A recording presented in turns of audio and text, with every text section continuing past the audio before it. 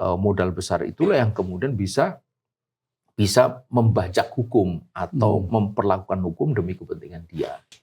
Ada yang mengatakan ini mencederai demokrasi. Ya. Ada juga yang mengatakan ini justru cacat demokrasi. Bagaimana pandangan Ustaz Ismail? Ini cacat demokrasi. Jadi demokrasi yang sebenarnya yang kayak begini ini.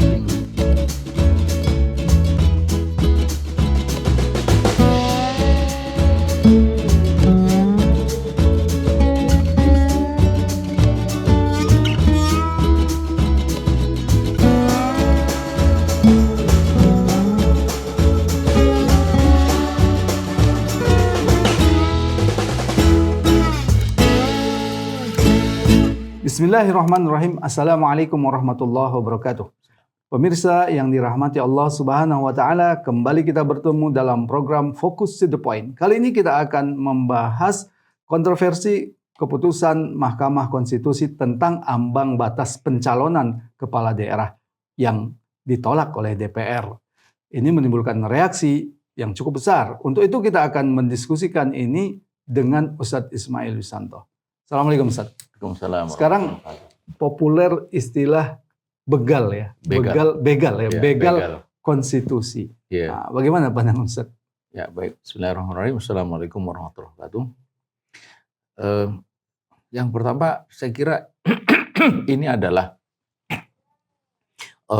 ciri atau wujud nyata dari apa yang makin sering disampaikan oleh para pengamat politik dan hukum, yaitu telah berubahnya secara dramatis negara kita ini dari apa yang disebut negara hukum gitu istilahnya Rechtsstaat menuju kepada negara kekuasaan gitu, Machtsstaat. Apa sih beda paling pokok antara negara hukum dan negara kekuasaan? Negara hukum ketika hukum itu mengatur kekuasaan. Sementara negara kekuasaanlah yang mengatur hukum. Nah ini hari kekuasaan begitu rupa memainkan seluruh instrumen kekuasaannya, baik itu di eksekutifnya sendiri, juga di legislatif, oleh karena ketua umum dari partai-partai politik yang dalam teori itu semestinya dia duduk di legislatif, juga ada di eksekutif. Dan ternyata juga dia melakukan intervensi sampai ke yudikatif gitu, untuk kepentingan kekuasaannya. Gitu.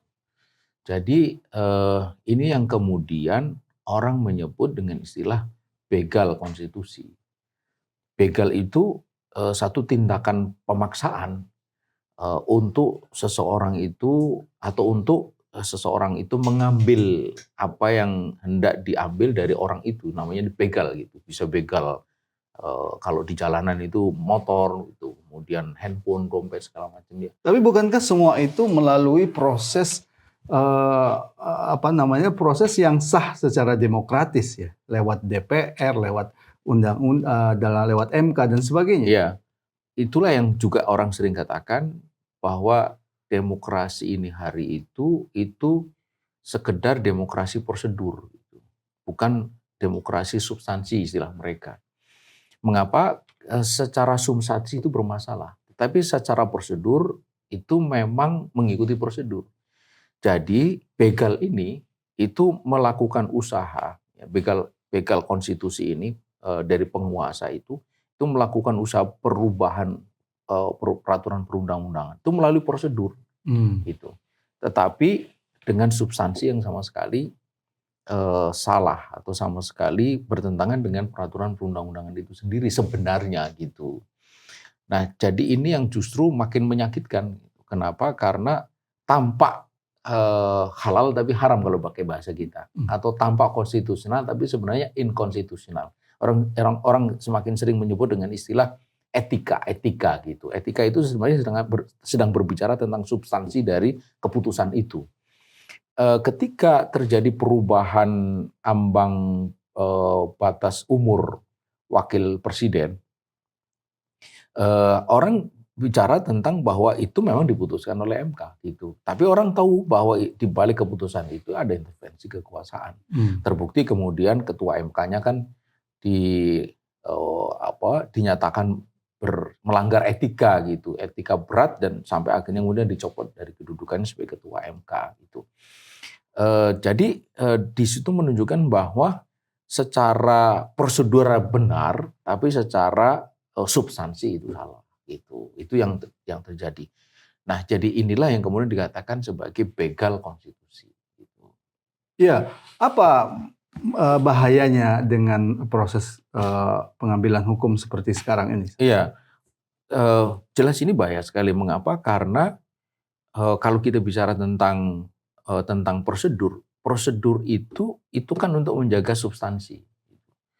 Jadi ini kita ambil contoh sederhana itu kalau kita nonton sepak bola itu, ya gol itu baru disahkan kalau cara menggolkannya itu mengikuti prosedur gitu kira-kira begitu.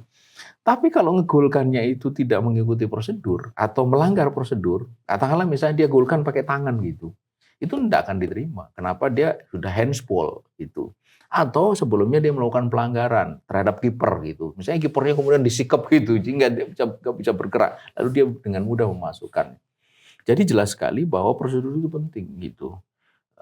Ketika prosedur itu dilanggar, ya, ketika prosedur itu dilanggar, maka substansinya menjadi kacau. Gitu. Tapi sebaliknya juga bahwa ini ada sesuatu yang hendak dituju secara substansial salah, prosedurnya tampak benar gitu.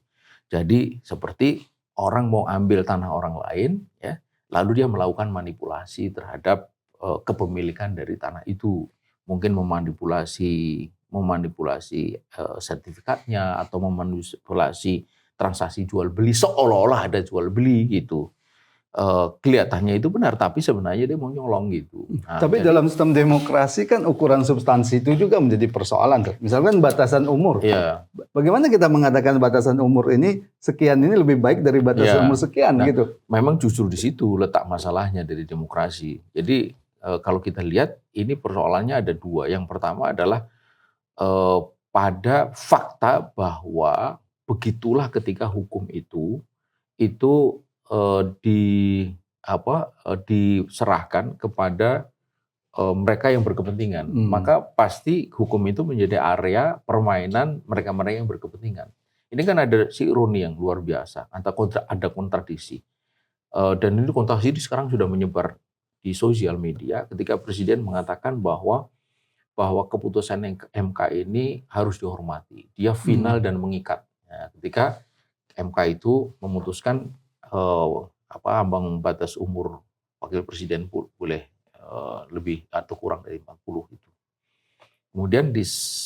Kemudian yang kedua, di saat ada keputusan menyangkut pilkada, dia mengatakan itu perbedaan biasa. Tidak seperti yang pertama. Itu menunjukkan bahwa ini problem yang besar. Akhirnya kemudian kita bisa melihat bahwa hukum tidak pernah bisa steady. Padahal masyarakat itu menjadi teratur kalau hukum itu steady.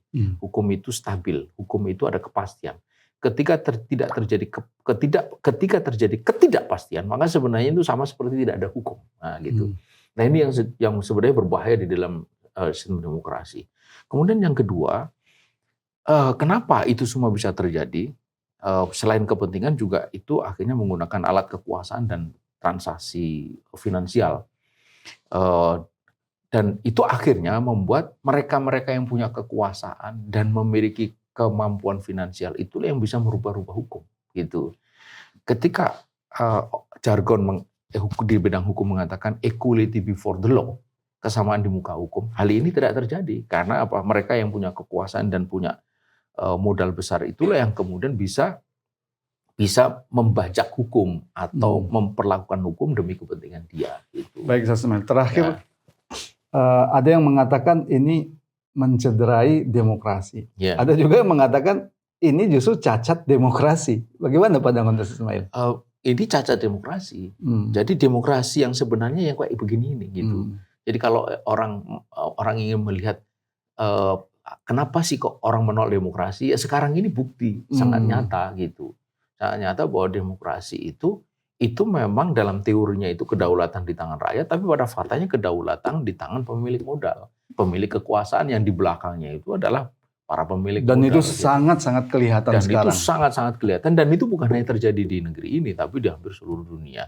Nah, satu hal lagi juga kecah demokrasi adalah di situ nilai-nilai spiritual.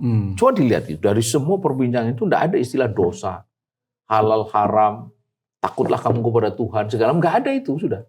Jadi semua itu sudah bicara tentang kepentingan-kepentingan gitu. Paling jauh itu adalah hormatilah kedaulatan rakyat. Karena suara rakyat kan suara Tuhan. Nah, itu dia.